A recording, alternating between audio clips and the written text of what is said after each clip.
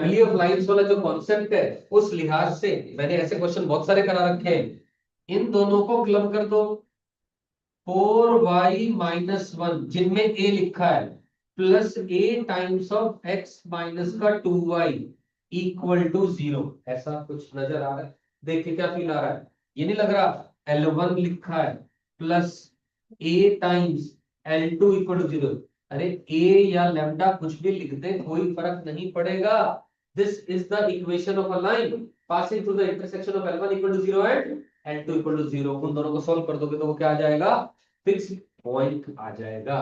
तो इसका मतलब ये फैमिली ऑफ लाइंस की बात हो रही है, फैमिली ऑफ लाइंस की बात हो रही है। L1 इक्वल टू 0 यानी y is equal to 1/4। L2 का पॉइंट निकाल दिया, x is equal to 2 into Y, 2/4 यानी 1/2।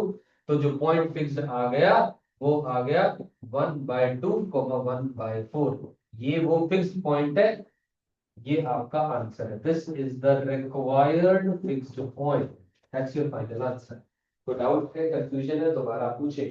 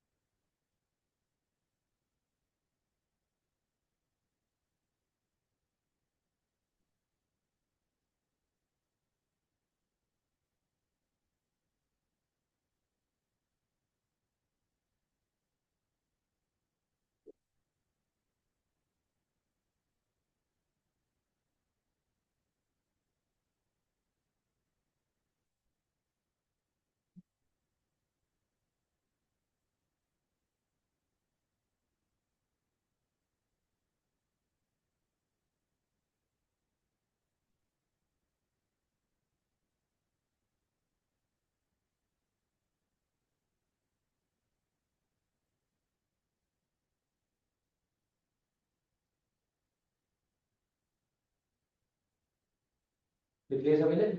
लिख लो टिकट राइट।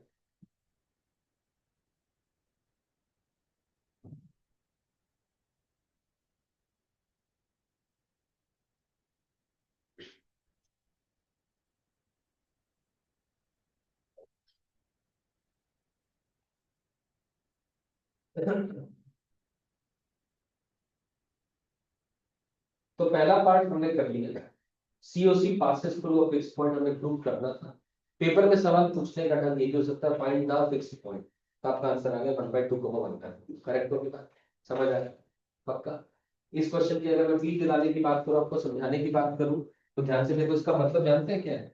मान, ये तो एक one of the fix point था, वन ऑफ द पॉइंट था, फिक्स नहीं, वन ऑफ द पॉइंट था जिस लाइन पे लाइन करना था, जिससे सीओसी बनी। मान लो इसमें एक कोई अनदर पॉइंट ये था और लेटस से ये था, ठीक है ना? तो उस केस में इस पॉइंट को और इस पॉइंट को ज्वाइन करने वाली लाइन सीओसी बनेगी। यस और? ठीक इसी तरीके से यहां पर बनाएंगे, कुछ और बनेगा। तो एक्चुअली क्वेश्चन ने क्या कहा? Prove that COC possible of point. अब इस सर्कल की, ये रहा वो सर्कल, ये वन ऑफ द सीओसी थी, ये वाली, ये अनदर सीओसी, ये तीसरी कोई सीओसी, ये चौथी कोई सीओसी होगी। वो सारी की सारी सीओसी इस पॉइंट से पास करेंगी, वो आपने निकालना है। इसका मतलब ये है, this is the feel of this question, this is the concept of this question. केवल क्वेश्चन का आंसर निकालना इंपॉर्टेंट नहीं होता है।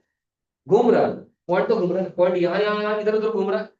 तो सीओसी भी ऐसे ऐसे घूम रही है, सीओसी ऐसे घूम रही है, लेकिन किसी पॉइंट के अराउंड घूम रही है, इस पॉइंट के अराउंड घूम रही है सीओसी ऐसे। सीओसी पक्की बात है, उस पॉइंट से गारंटी पास कर रही है। समझ आ गई बात मेरी?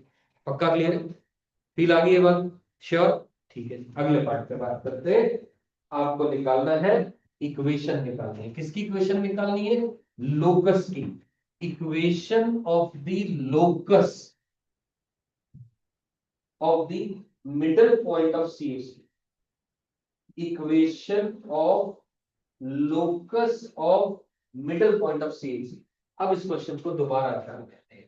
ये था वो सर्कल, ये थी वो लाइन, ये थी वो यहां से पी पॉइंट से बनाई गई, ये वन ऑफ दो सीओसी है, ये वन ऑफ द सीओसी है, करेक्ट है। आपको क्या करना है, लोकस बताना है of middle point of COC. इस सीओसी के मिडल पॉइंट का लोकस बताना है। जिसका लोकस बताते हैं उसका कोऑर्डिनेट क्या मानते हैं, एच कोमा की। मैंने आर मान लिया इसका कोऑर्डिनेट, उसका कोऑर्डिनेट एच कोमा के है, और आर क्या है, मिड पॉइंट है किसका, ए बी का। आर क्या है, मिड पॉइंट है, गिवन है ना ये बात। तो आर मैं लिख रहा हूं बाकी डायग्राम में, R is the mid point. R क्या है, मिड पॉइंट है किसका, सीओसी। कौन सी COC, A B. Is that clear, yes और नो, क्लियर हो रही है बात ये वाली। ठीक है जी, बहुत बढ़िया। आर अगर इसका मिड पॉइंट है तो मुझे एक चीज पता है, मैंने आपको एक चीज सिखा रखी है, जैसे ही आपको मिड पॉइंट की बात नजर आए और कोड की बात नजर आए, तो हमने कॉन्सेप्ट पढ़ा हुआ है, इक्वेशन ऑफ द कोड with a given middle point. हमने पढ़ा हुआ है, क्या इक्वेशन होती है उसकी, T equal to S one. क्या होती है equation, T equal to S one. T equal to S one, ये क्या है, इक्वेशन है किसकी, ऑफ द कोड।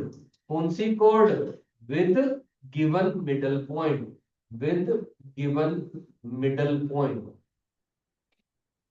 एक ऐसी कोड जिसका कि मिडल पॉइंट अपने को गिवन है। ये बात आ गई समझ, कोई कंफ्यूजन टेंशन नहीं। चलो जी, बहुत बढ़िया। अब लिखने की कोशिश करते हैं, T equal to S one. अब ये जो P पॉइंट था, ये तो कोऑर्डिनेट था a कॉमा 4 माइनस का 2a, ऐसा ही लिखा रहने देते हैं, इसमें कोई बदलाव नहीं करते। क्लियर होगी बात यहाँ तक, ठीक है।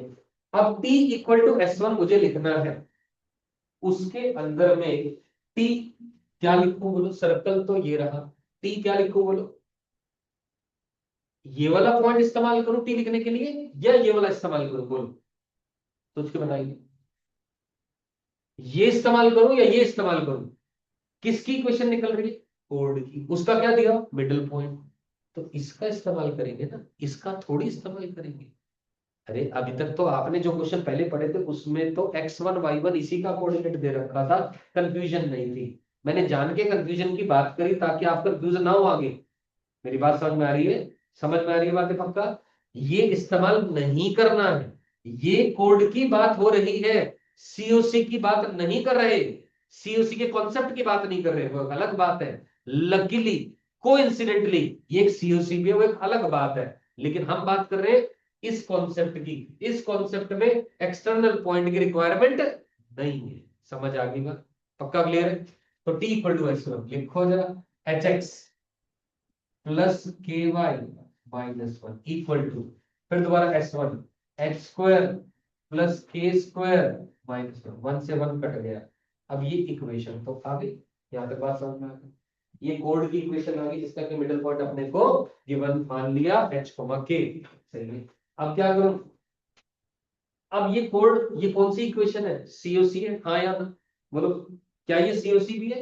अरे क्वेश्चन तो वही चल रहा है, क्वेश्चन तो छोड़ना है, उसी का पार्ट है। इस सीओसी का ही मिडिल पॉइंट है, वो एक अलग बात है, सही है। पिछला कॉन्सेप्ट पढ़ा, पिछला जो पार्ट पढ़ा, पिछला पार्ट क्या कह रहा है, सीओसी किससे पास कर रही है, फिक्स पॉइंट, किससे पास कर रही है, और वो फिक्स पॉइंट का कोऑर्डिनेट क्या निकाला था, 1/2 कॉमा 1/4। क्या मैं बोल दूं ये वही सीओसी, क्या ये 1/2 को 1/4 से पास करेगी, करा दो। It passes through as it is COC, it passes through, it passes through the fixed point। कौन सा फिक्स्ड पॉइंट, 1/2 1/4 लिख लो, 1/2 को 1/4 पुट कर दो, h/2 plus k/4 equal to h square plus k square, सही है के बाद। अब क्या निकालना है, क्वेश्चन में क्या मांगा, लोकस। क्या मांगा है, लोकस के लिए क्या करते हो, h की जगह x और k की जगह कर दो, X square plus Y square minus x/2 minus y/4 equal to 0। ध्यान से देखो पेपर में आ जाएगा। बताइए जो रिक्वायर्ड लोकस है क्या है, सर्कल है, पेयर ऑफ स्ट्रेट लाइन है, पैराबोलिक एलिप्स है, क्या है ये? सर्कल। ये भी तरीका है सवाल पूछने का। समझ में आ गई बात? लिखें।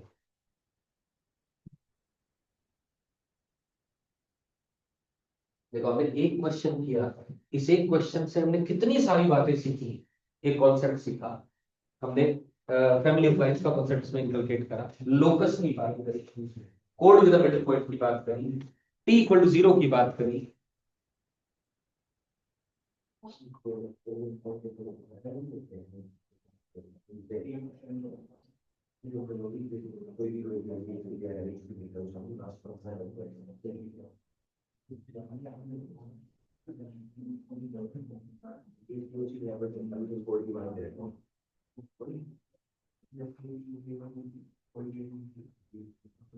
हाँ बेटा, लिख लो इसको फटाफट से। This is the required answer.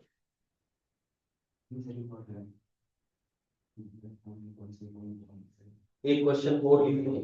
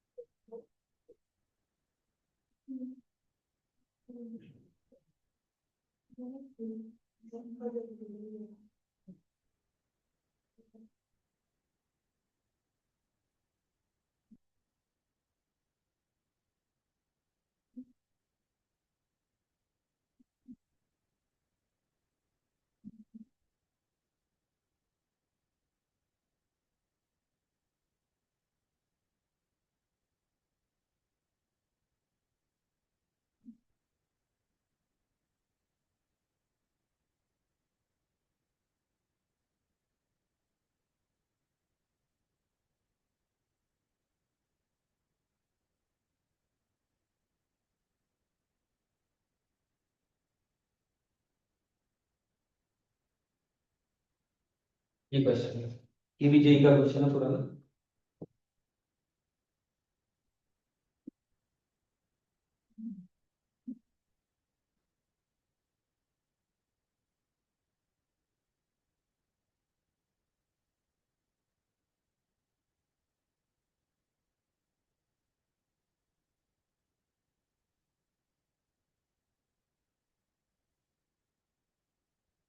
बहुत वंडरफुल क्वेश्चन है अगेन ये भी।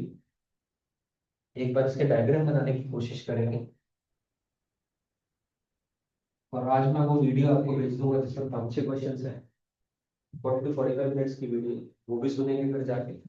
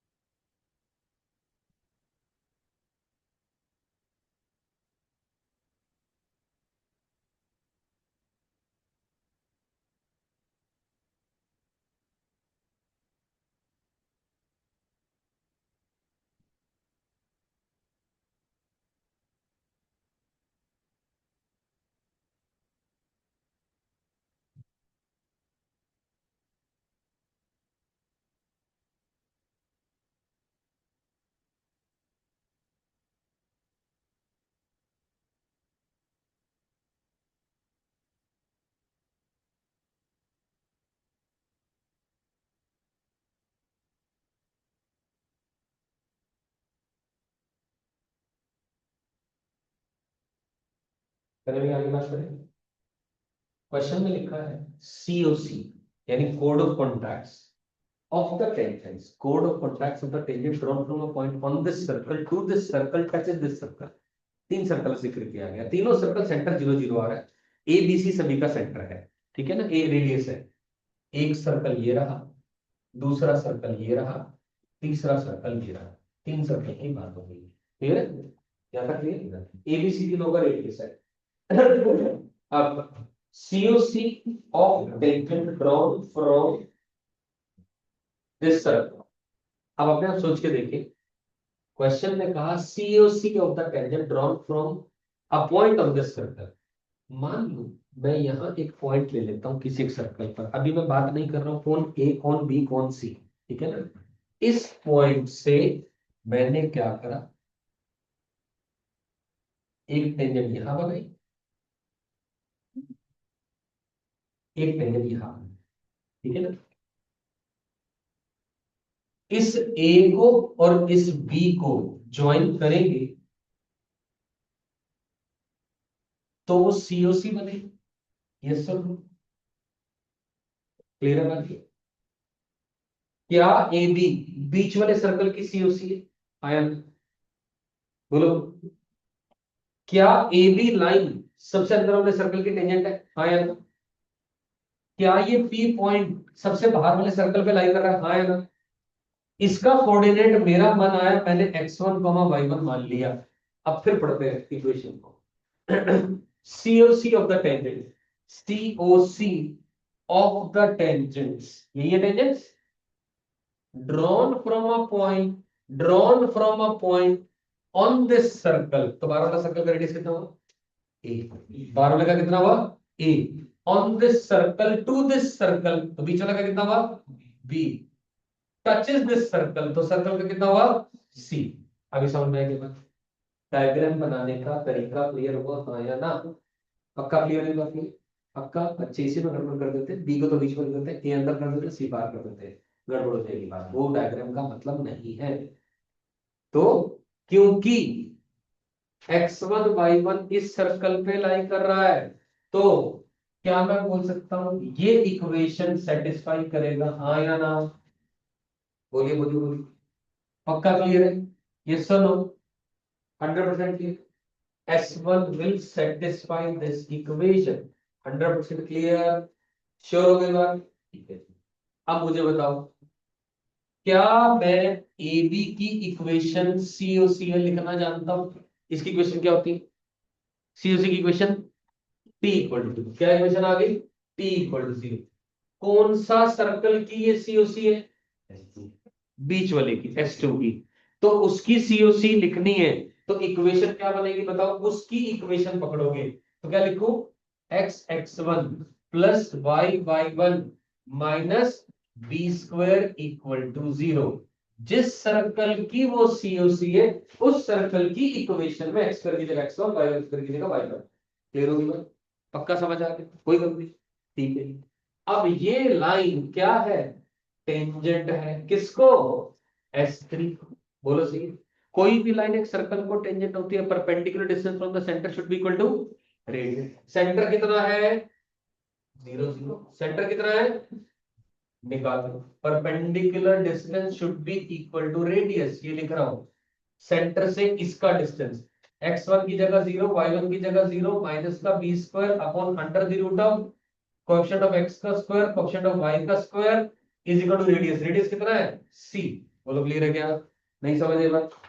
x1² प्लस y1² कितना है? x1² प्लस y1² कितना है?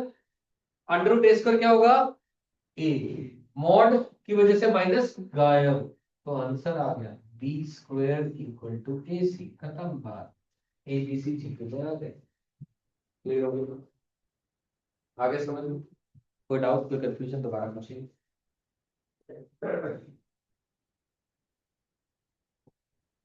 कोई डाउट? री आस्क।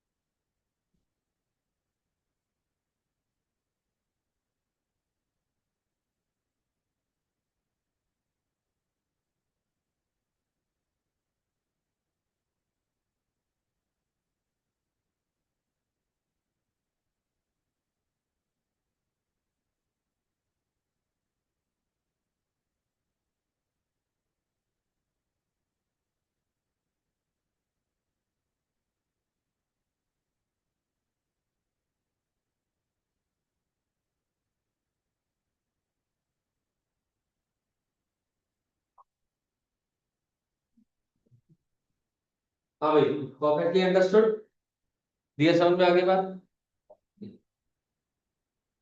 तो मुझे लगता है सर्कल के मैंने जितने क्वेश्चन आज कराने थे ये प्रोमिनेंट थे, जिनके थ्रू आपको COC, code with the middle point, या फिर फैमिली ऑफ लाइंस, या टेंजेंट, या सीकेंट, ये सब बातें काफी हमने कर ली, ये समझ में आ गया है ना।